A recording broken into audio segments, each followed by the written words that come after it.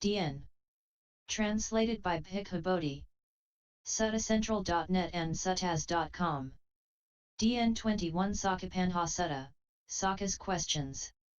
Thus have I heard. Once the Lord Buddha was staying in Magadha, east of Rajagaha, at a Brahmin village called Ambasanda. There he stayed in the Indasala Cave on the Vediya mountain. At that time Sakka, king of gods, wanted to see the Lord. He thought, where is the blessed Lord, the fully enlightened Buddha, staying now?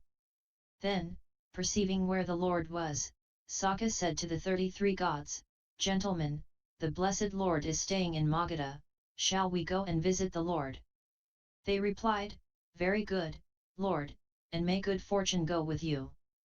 Then Sakka told Paficasikha of the gandhabbas of his intention to visit the Buddha.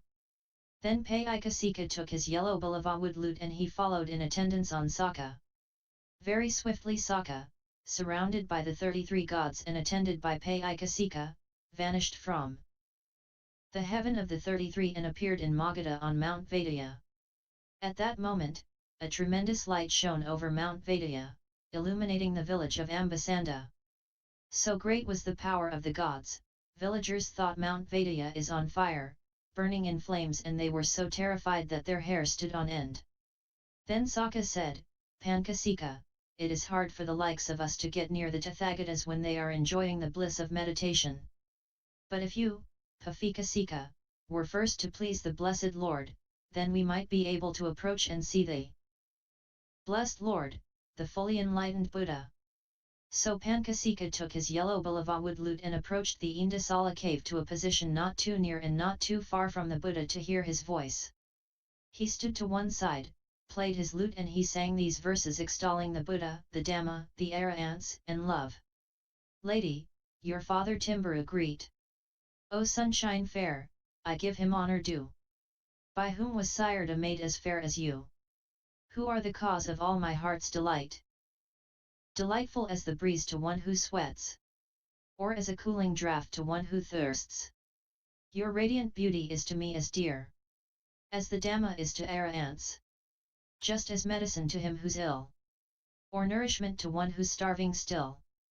Bring me, gracious lady, sweet release, with water cool from my consuming flames. The elephant, oppressed by summer heat, seeks out a lotus pool upon which float petals and pollen of that flower. So into your bosom sweet I'd plunge, as an elephant, urged by the goad, pays no heed to pricks of lance and spear. So I, unheeding, know not what I do, intoxicated by your beauteous form.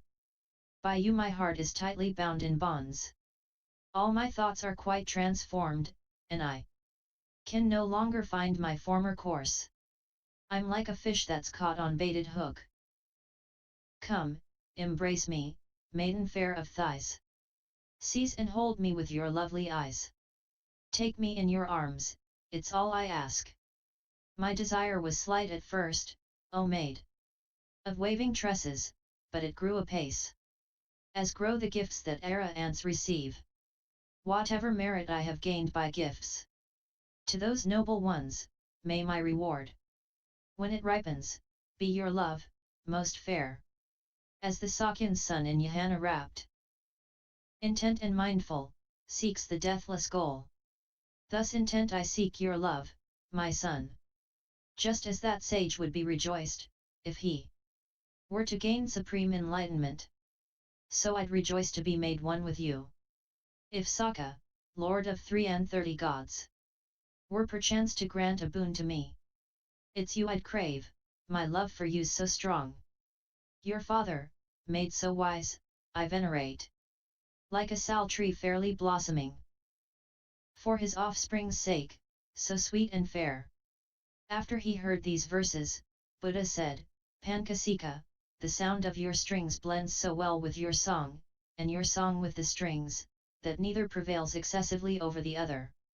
When did you compose these verses on the Buddha, the Dhamma, the Arahants, and love?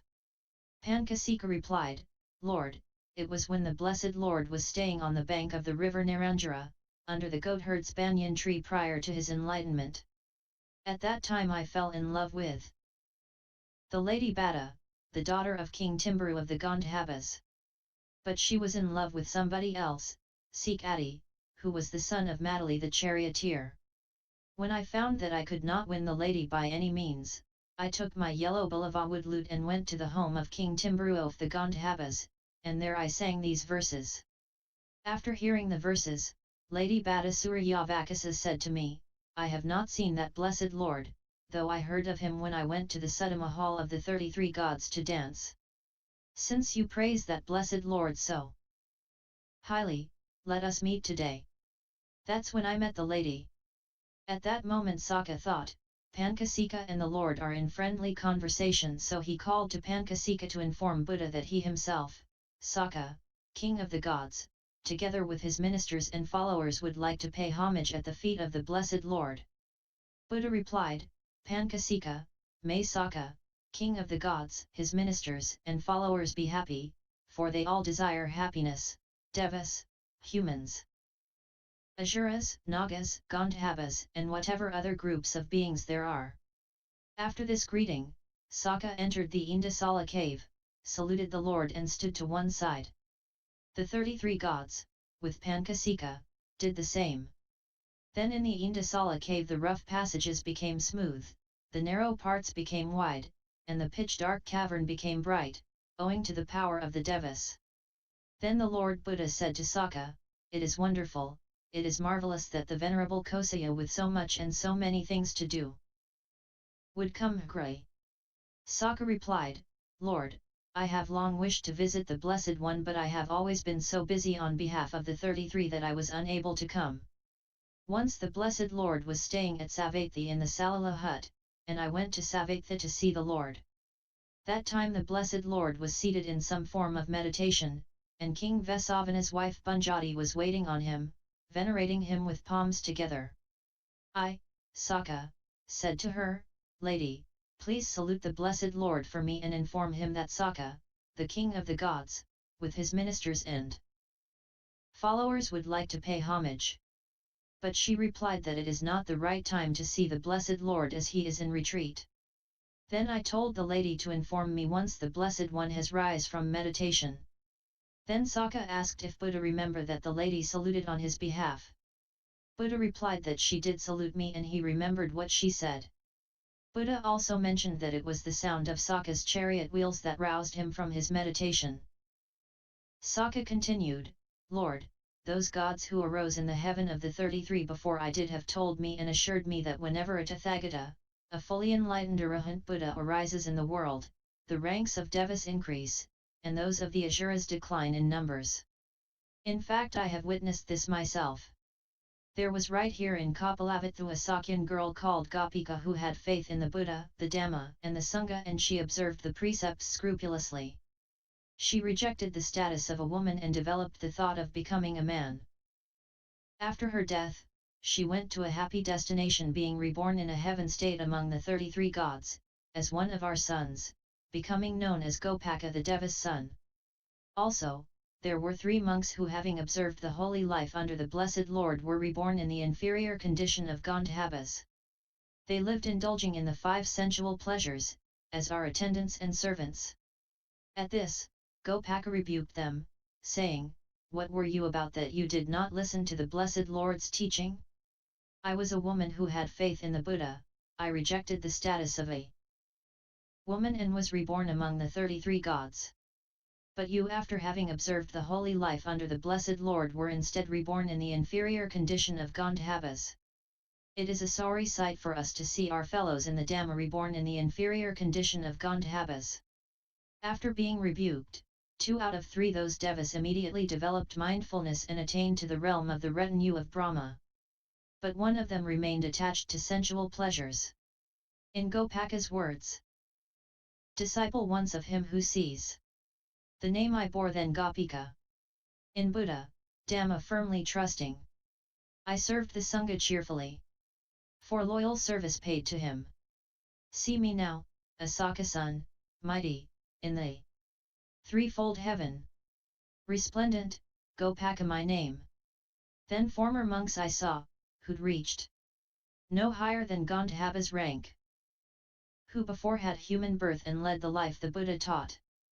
We supplied their food and drink and waited on them in our homes.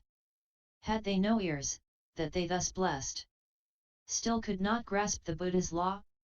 Each for himself must understand that Dhamma taught by him who sees, and well proclaimed.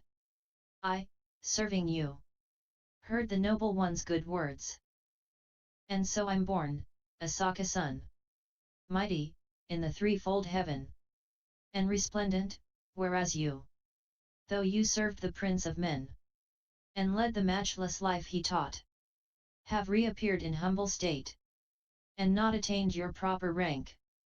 A sorry sight it is to see one's Dhamma fellows sunk so low that, Gandhabba spirits, you but come to wait upon the gods, while as for me I am transformed from household life, and female, I am now reborn a male, a god, rejoicing in celestial bliss. When thus rebuked by Gopaka, disciple true of Gautama, in sore distress they all replied, alas, let's go, and strive amain, and be no longer others' slaves. And of the three, two struggled hard, and bore in mind the teacher's word. They purified their hearts of lust, perceiving peril in desires, and like the elephant that bursts all restraining bonds, they broke the fetters and the bonds of lust, those fetters of the evil one, so hard to overcome, and thus the very gods, the 33, with Indra and Pajapati, who sat enthroned in council hall, these two heroes, passions purged, outstripped, and left them far behind. On seeing which, Vasava, dismayed, chief amidst that throng of gods, cried, see how these of lesser rank outstrip the gods, the 33. Then hearing of his ruler's fears, Gopaka said to Vasava, Lord Indra, in the world of men, a Buddha, called the Sakyan sage, has gained the mastery of lust, and these his pupils, who had failed in mindfulness when claimed by death, have now regained it with my help, though one of them is left behind, and still among Gandhabbas dwells. These two, on highest wisdom set, in deep absorption spurn the gods.